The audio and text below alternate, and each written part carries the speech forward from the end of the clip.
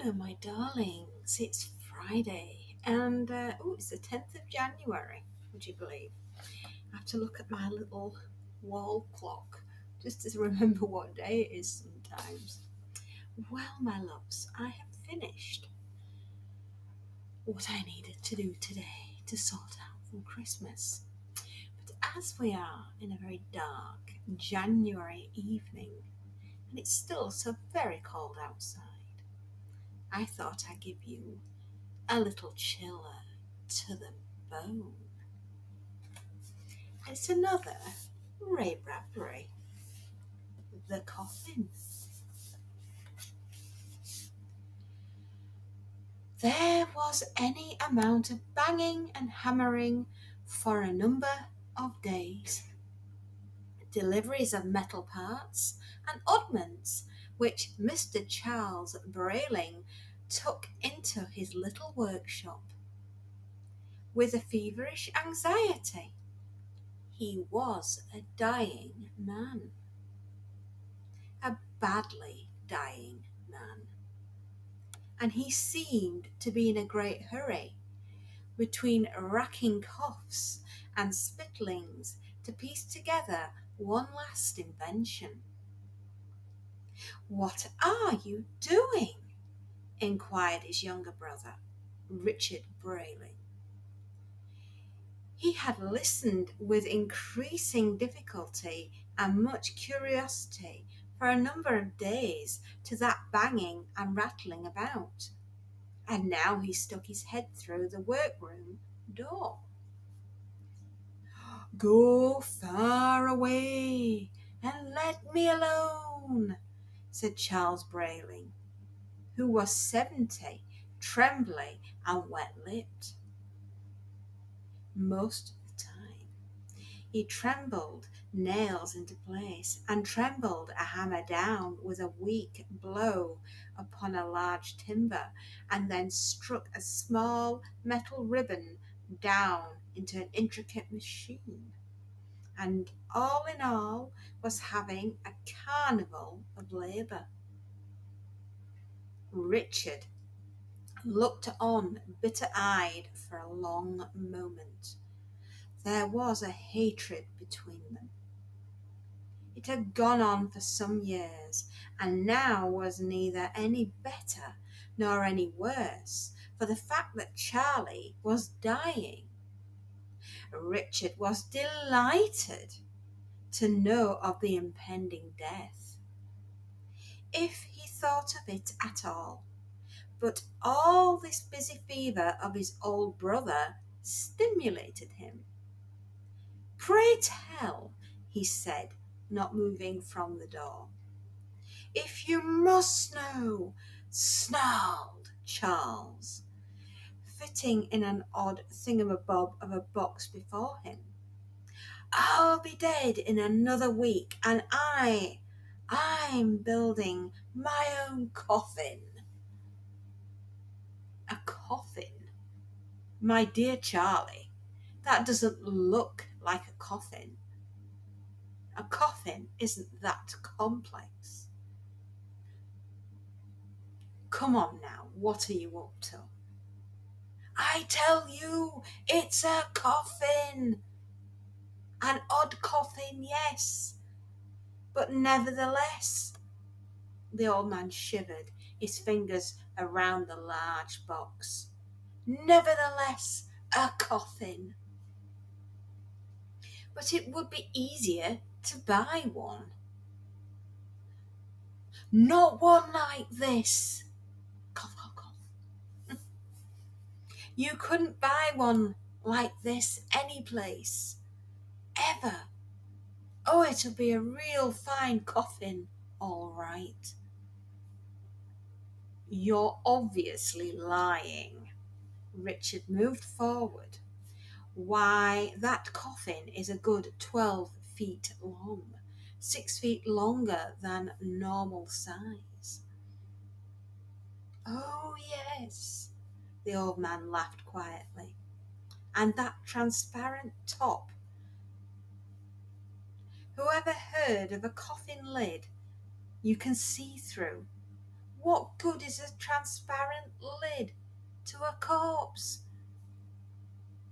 Oh, just never you mind at all, sang the old man heartily, and went humming and hammering about the shop. This coffin is terribly thick, shouted the younger brother over the din. Why, it must be 5 feet thick. How utterly unnecessary. I only wish I might live to patent this amazing coffin, said old Charlie. It would be godsend to all the poor peoples of the world. Think how it would eliminate the expenses of most funerals. Oh, but of course you don't know how it would do that, do you? How silly of me. Well, I shan't tell you. If this coffin could be mass produced, expensive at first naturally, but then when you finally got them made in vast quantities, gah! But the money people would save. To hell with you, and the younger brother stormed out of the shop. It had been an unpleasant life. Young Richard had always been such a bounder. He never had 2 coins to clink together at one time. All of his money had come from old brother Charlie, who had the indecency to remind him of it at all times. Richard spent many hours with his hobbies. He dearly loved piling up bottles with French wine labels in the garden. I like the way they glint, he often said, sitting and sipping, sipping and sitting. He was the only man in the county who could hold the longest grey ash on a 50-cent cigar for the longest recorded time, and he knew how to hold his hands so his diamonds jangled in the light. But he had not bought the wine, the diamonds, the cigars. No, they were all gifts. He was never allowed to buy anything himself. It was always brought to him and given to him. He had to ask for everything, even writing paper. He considered himself quite a martyr to have to put up with taking things from that rickety old brother for so long a time. Everything Charlie ever laid his hands on turned to money.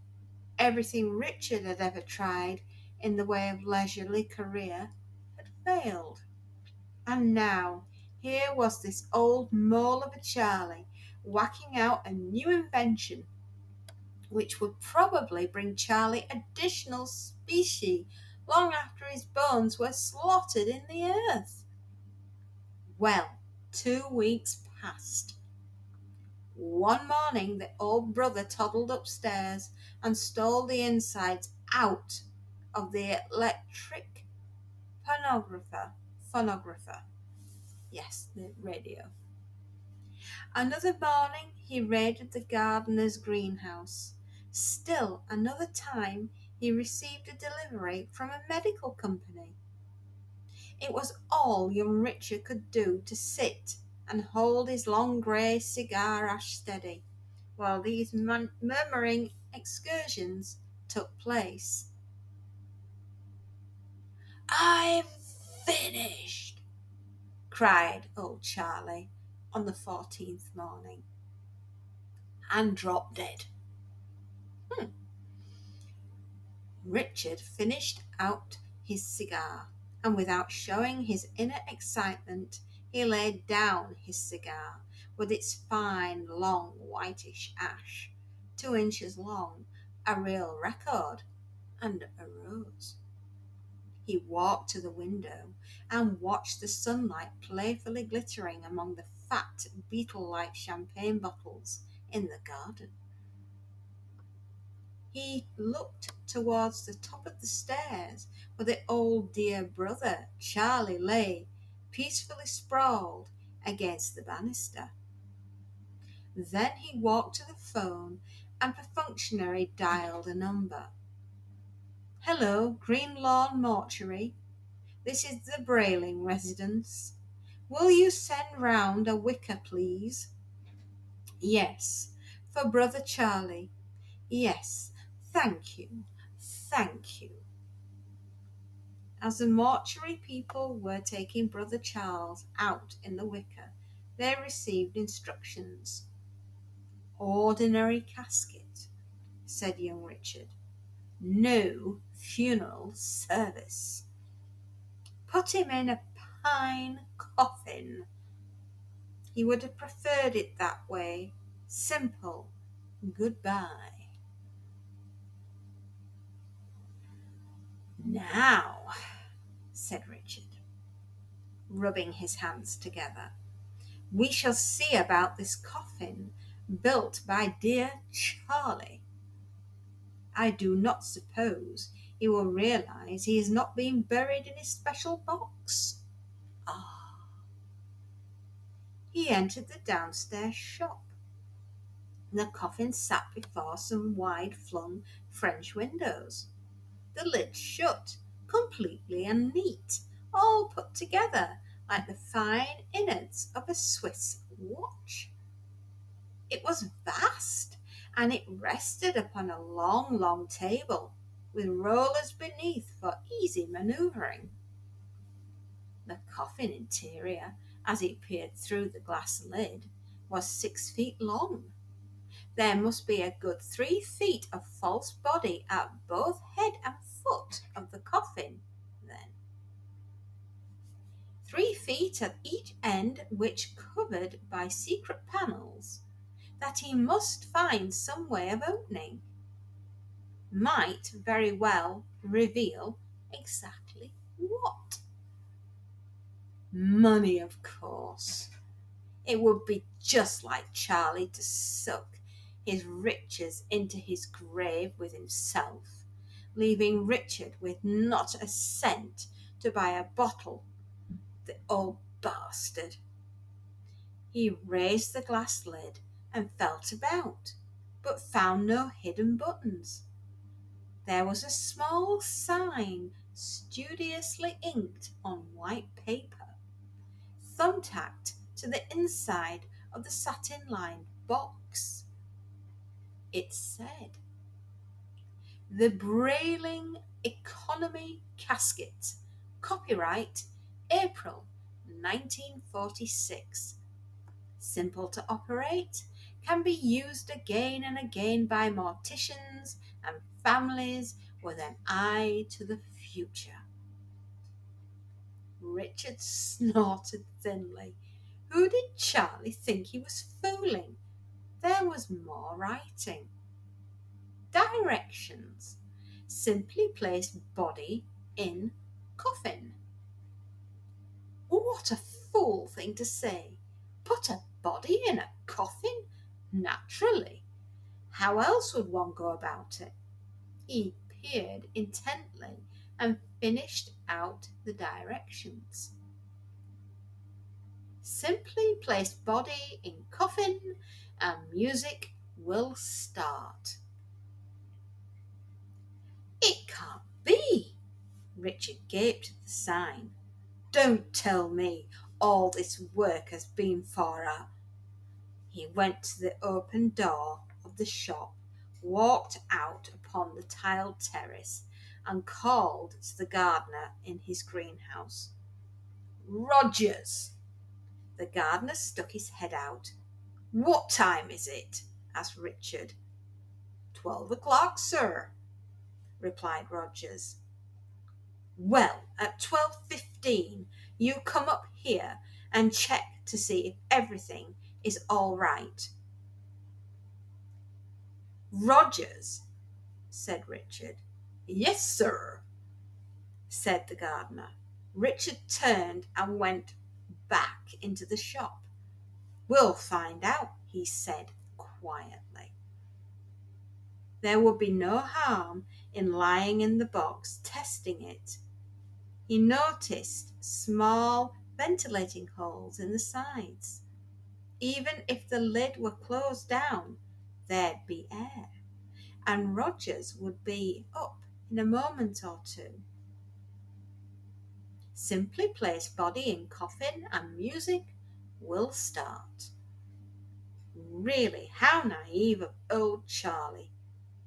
Richard hoisted himself up. He was like a man getting into a bathtub. He felt naked and watched over. He put one shiny shoe into the coffin and crooked his knee and eased himself up and made some little remark to nobody in particular. Then he put his other knee and foot and crouched there, as if undecided about the temperature of the bath water. Edging himself about, chuckling softly, he lay down, pretending to himself, for it was fun pretending, that he was dead, that people were dropping tears on him, that candles were fuming and illuminating, and that the world had stopped in mid-stride because of his passing. He put on a long, pale expression, shut his eyes, holding back the laughter in himself behind pressed, quivering lips. He folded his hands and decided if they felt waxen and cold. Whirr! Sprung! Something whispered inside the box wall. Sprung? The lid slammed down on him. From outside, if one had just come into the room, one would have imagined a wild man was kicking, pounding, blathering, and shrieking inside a closet. There was a sound of a body dancing and cavorting. There was a thudding of flesh and fists. There was a squeaking and a kind of whine from a frightened man's lungs. There was a rustling like paper and a shrilling as of many pipes simultaneously played. Then there was the real fine scream. Then silence. Richard Brayling lay in the coffin and relaxed. He let loose all his muscles. He began to chuckle. The smell of the box was not unpleasant, though the little perforations he drew more and more than enough air to live on comfortably. He needed only push gently up with his hands, with none of his kicking and screaming, and the lid would open. One must be calm. He flexed his arms. The lid was locked. Well, still there was no danger. Rogers would be up in a minute or two. There was nothing to fear. The music began to play. It seemed to come from somewhere inside the head of the coffin. It was green music, organ music, very slow and melancholy, type of Gothic arches and long black tapers. It smelled of earth and whispers. It echoed high between stone walls. It was so sad that one almost cried listening to it. It was music of potted plants and crimson and blue stained glass windows. It was late sun at twilight and cold wind blowing. It was dawn with only fog and faraway foghorn moaning. Charlie, Charlie, Charlie, you old fool! So this is your odd coffin? Tears of laughter welled into Richard's eyes. Nothing more than a coffin which plays its own dirge. Oh, my sainted grandma! He lay and listened critically, for it was beautiful music, and there was nothing he could do until Rogers came up and let him out. His eyes roved aimlessly. His fingers tapped the soft little rhymes on the satin cushion.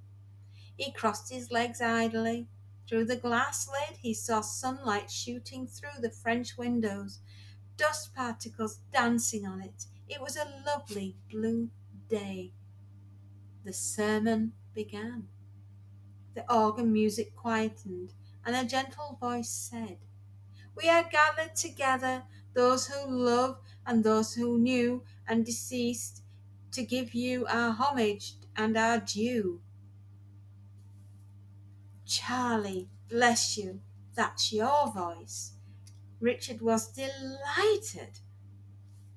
A mechanical funeral. By God, organ music and a lecture, and Charlie giving his own oration for himself. The soft voice said, "We who knew and loved him are grieved at the passing of—" What was that? Richard raised himself, startled. He didn't quite believe what he had heard. He repeated it to himself, just the way he had heard it. "We who knew and loved him are grieved at the passing of Richard Brayling." That was the voice. That's what the voice had said. "Richard Brayling?" said the man in the coffin. "Why, I'm Richard Brayling." A slip of the tongue, naturally, merely a slip. Charlie had meant to say Charles Brayling. Certainly. Yes, of course. Yes, certainly. Yes, naturally, yes. "Richard was a fine man," said the voice, talking on. "We shall see no finer in our time." "My name again." Richard began to move about uneasily in the coffin. Why didn't Rogers come? It was hardly a mistake using the name twice. Richard Brayling, Richard Brayling.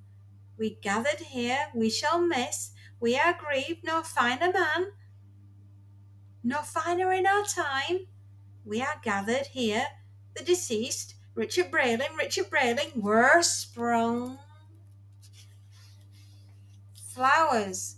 6 dozen bright red and blue, yellow, brilliant flowers leaped up from behind the coffin on a concealed springs. The sweet odour of fresh cut flowers filled the coffin. The flowers swayed gently before his amazed vision, tapping silently on the glass lid. Others sprang up until the coffin was banked with petals, colours, and sweet odours. Gardenias, dahlias, and daffodils trembling and shining. "Rogers!" The sermon continued. Richard Brayling in this life was a connoisseur of great and good things. The music sighed, rose, and fell distantly. Richard Brayling savoured life, as one savours a rare wine, holding it upon the lips. A small panel in the side of the box flipped open. A swift and bright metal arm snatched out. A needle stabbed Richard in the thorax. Not very deeply. He screamed. The needle shot him full of a coloured liquor before he could seize it. Then it popped back into the receptacle, and the panel snapped shut. "Rogers!" A growing numbness. Suddenly he could not move his fingers, or his arms, or turn his head. His legs were cold and limp. "Richard Brayling loved beautiful things, music, flowers," said the voice. "Rogers!" This time he did not scream it, he could only think it. His tongue was motionless in his anaesthetized mouth. Another panel opened. Metal forceps issued forth on steel arms. His left wrist was pierced by a huge sucking needle. His blood was being drained from his body. He heard a little pump working somewhere. "Richard Brayling, he will be missed among us." The organ sobbed and murmured. The flowers looked down upon him, nodding their bright petal heads. 6 candles, black and slender, rose up out of the hidden receptacles and stood behind the flowers, flickering and glowing. Another pump started to work.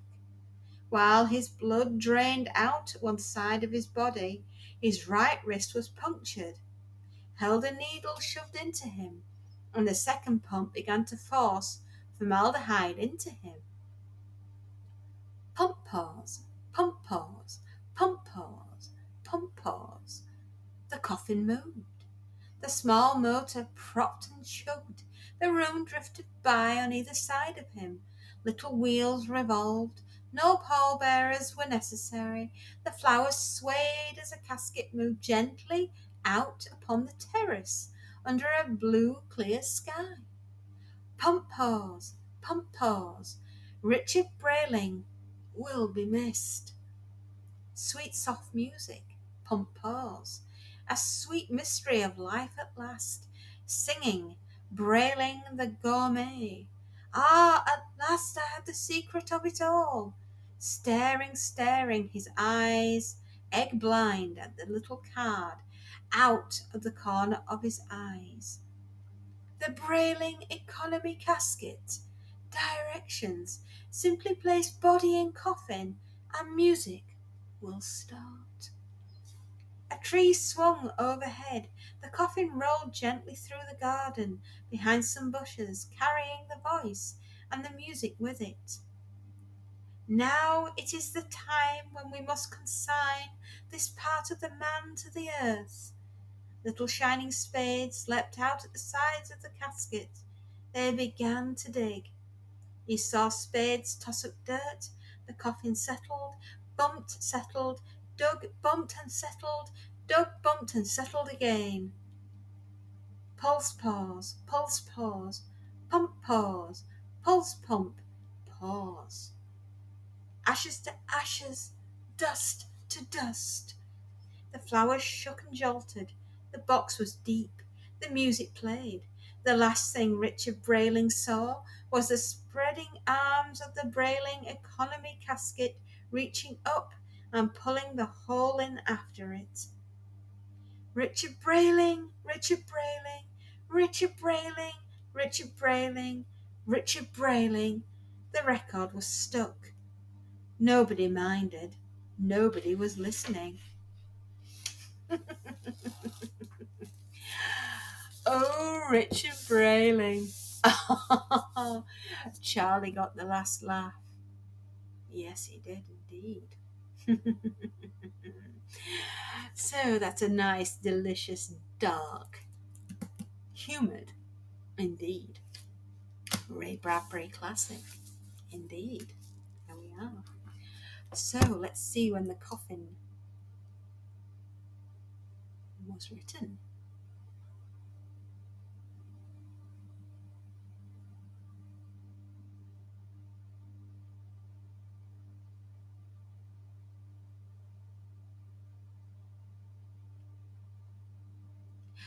January the 1st, 1947. Wow.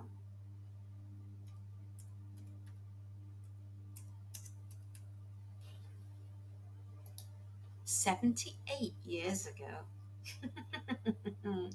That's a dark, ghoulish, isn't it? Yes, 1947. Love it. Anyway, I hope you've enjoyed this darling little gorgeous story. The Coffin. Indeed it is. Well, if you like what I do, you can always give me a thumbs up. And if you really like what I do, you can always give me a follow and come back for more scary, sci-fi, horror, whatever we find, we'll read. Take care, my darlings, and happy readings and enjoy. And stay warm because tonight it may get down to -10. Take care. Happy readings and enjoy. Bye bye.